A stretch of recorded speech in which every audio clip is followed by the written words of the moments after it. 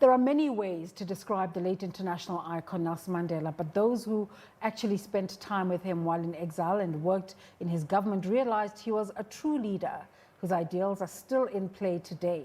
One such who still remembers it fondly is Doctor Siva Pillay. His time with the former president in exile changed his outlook on leadership, teaching him principles such as selflessness, humility and forward thinking. Pillay, a medical doctor, also served as a mayor of Uitenhage and the whip of the State Enterprise Committee in Parliament. Now we're celebrating Nelson Mandela's life again today, and Lerato Fekisi sat down with Dr. Pillay, looking back at his time under Nelson Mandela's wing. Today we are celebrating Nelson Mandela Day, and you cannot speak about this great iconic leader without mentioning one of the ideals that he stood for, which is selfless leadership, a man who prioritized the needs of others before his own. And our guest this afternoon is a man who pays true testament to that. Dr. Siva Pillay was the first mayor in Uitenhage. Not only that, during this pandemic he has volunteered and is volunteering his time to help out those who are in dire straits, those who are suffering and those who are hopeless and have lost hope during this pandemic. And he joins this afternoon to talk to us about his time with the former President Nelson Mandela and some of the principles and ideals he has learned from him and how he's playing those forward right now as a doctor. Dr. Pillay, you had the privilege of spending time with the former President Nelson Mandela. What are some of the principles and ideals that you learned from him through your interaction, and how have you carried those forward right now in the medical profession? As you said, Lerato, the issue of selfless leadership is a unique characteristic, and very few people have it, because to look beyond yourself and your circumstances to the needs of the community, that was something that was imbibed in him. His deep love for the people and the desire to improve the lives of the people was something that he lived for, and it's something that he wanted all of us to do.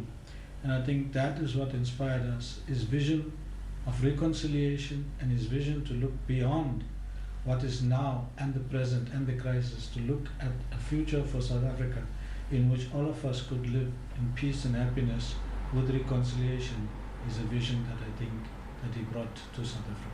Dr. Pillay, we cannot speak about you and not speak about that iconic moment of former President Mandela holding the freedom of the city, and what a historical moment that was for you as the mayor at that time. Take us back to that moment, how that was for you to have him on the same podium as you, to celebrate the success you had achieved for the city and perhaps those you worked with as well. How was that time for you as a leader at that time? What people may not know was that prior to the Local Government Transition Act, we had a one city forum, and Port Elizabeth became a one city even before the Local Government Transition Act.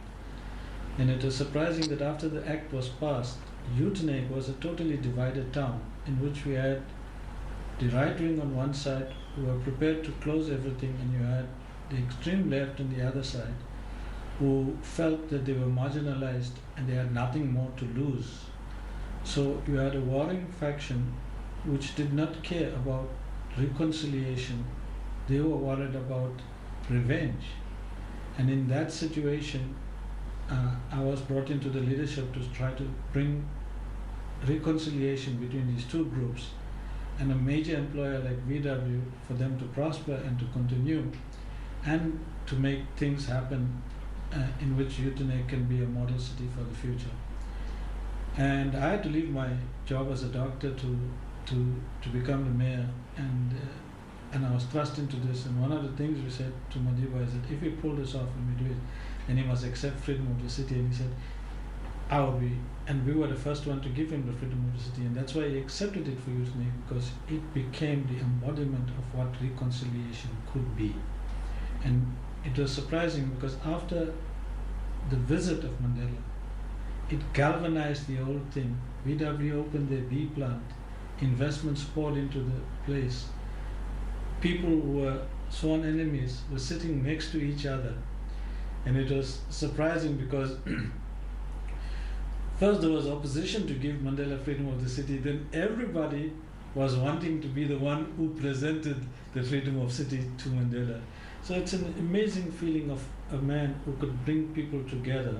And I think it is very symbolic that we gave him the freedom of the city, because we showed that we could bring about reconciliation here. Dr. Pillay, back then the common enemy right there was racial segregation. Perhaps right now we are fighting an unknown and unseen enemy called COVID-19 virus, and you were saying then key back then was the issue of leaders working together to fight this common enemy. What principles back then that worked to achieve that freedom do you think that can be applied right now, especially in terms of leadership, to fight this unknown enemy? You see, what the lessons we have learned is that what we are applying right now. At that point in time, we had a polarized society that were pulling in all different directions, and were not prepared to work together for a common good, for a common purpose. Now, we reached the political freedom and people worked together for that, but we didn't get the economic freedom that was necessary. Now, if you take COVID-19 right now, it is a disease that's ravaging everybody, whether you are rich, whether you are poor, whether you are white, whether you are black or grey or whatever color. And at this point in time, the disease is having an effect that is not the same for all economic groups. But at this point in time, we have learned a big lesson that if we do not work together, all of us, to pool our resources to fight this, there is no way you can say, I can live in my cocoon and be protected.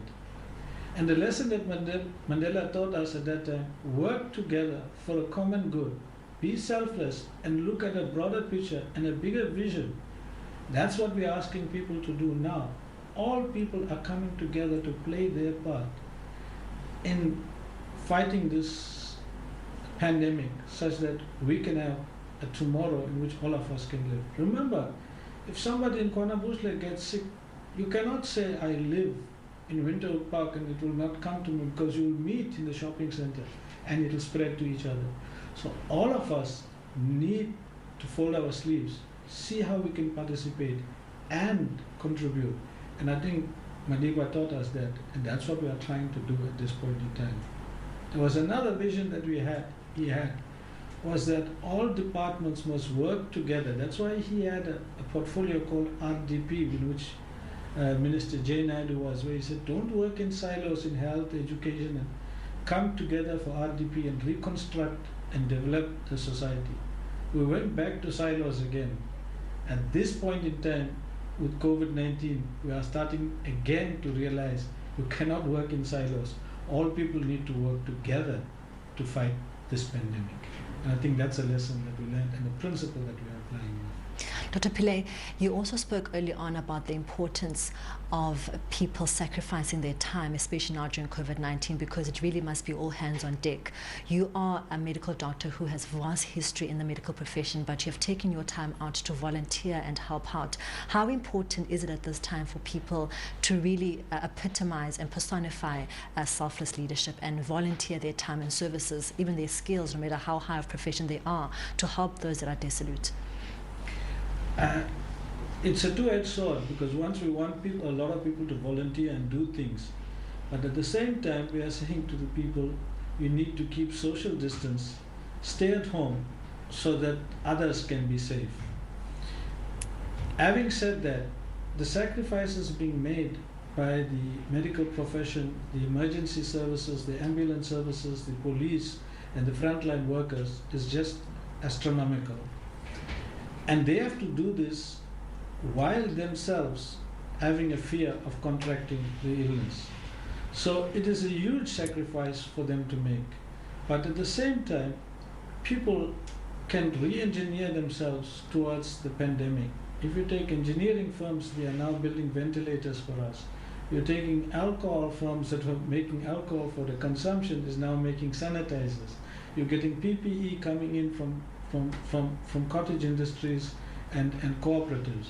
So we can all work together and see how we can contribute, because this is a pandemic and all of us need to play our part. In whatever way it is possible that it needs to happen, we need to do it. Going forward now, Dr. Pillay, I'm sure we'll all look back and people are saying 2020 is the worst year and the worst year we've ever had. But you're saying that as a medical doctor, you've experienced perhaps even worse things.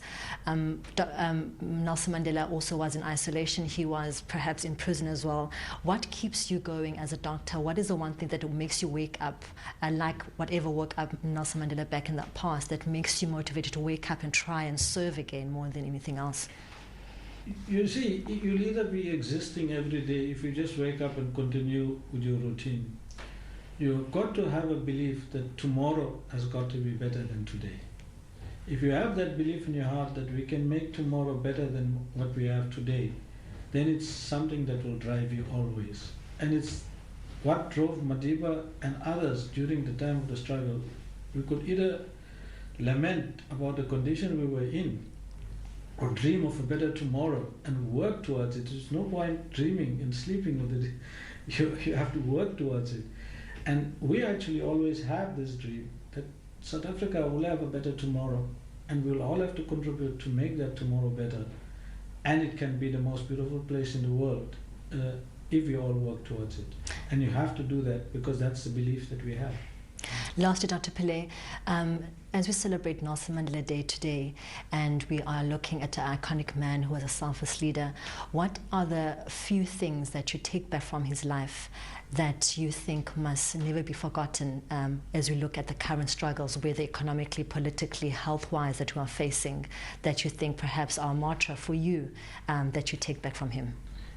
It's an amazing person because his ability to look beyond a current situation is just astronomical. If I can remember, just to give a small incident, at East London, when the big marches were taking place, the mayor of East London said, in Irisal Komni, Radsal Komni. And then there were thousands of people outside. And we all went in, Mayor, Madiba, this place should not exist tomorrow, it should burn. And he came back and he says, where's the mayor? And he goes to the mayor and he says, Mayor, I'm so glad you are giving me such a warm welcome to your town. And the man melted. It's an amazing thing about him and his ability to look beyond it. And when we asked him later, but Madiba, why did you? He says, listen, we have to look beyond this. This is going to be places that we are going to meet. If it burns, do you think you can control this crowd? Do you think where's the money is going to come to fix it and build it again? This is our country and we cannot destroy anything. We have to preserve as much as it. So his ability to look at that was just amazing.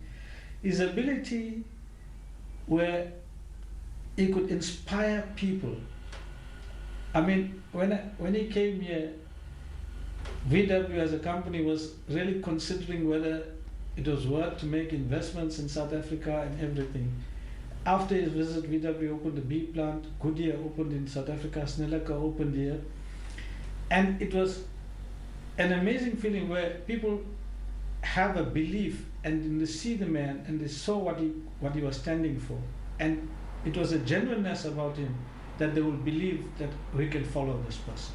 Because he's honest, he's got integrity, and he's got the interest of the people at heart. There is no self-interest in it. And that's what motivated people. And that's what even motivates us today. Because we still believe that that ideal can be reached. Dr. Pillay, a really selfless leader who was saying the one thing that he takes back from the former President Nelson Mandela is that above all, he was able to look beyond the current.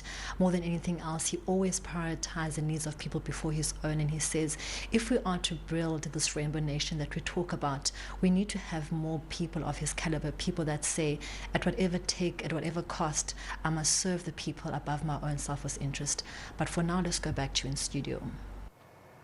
Obviously, these amazing stories we're going to be hearing about Nelson Mandela today.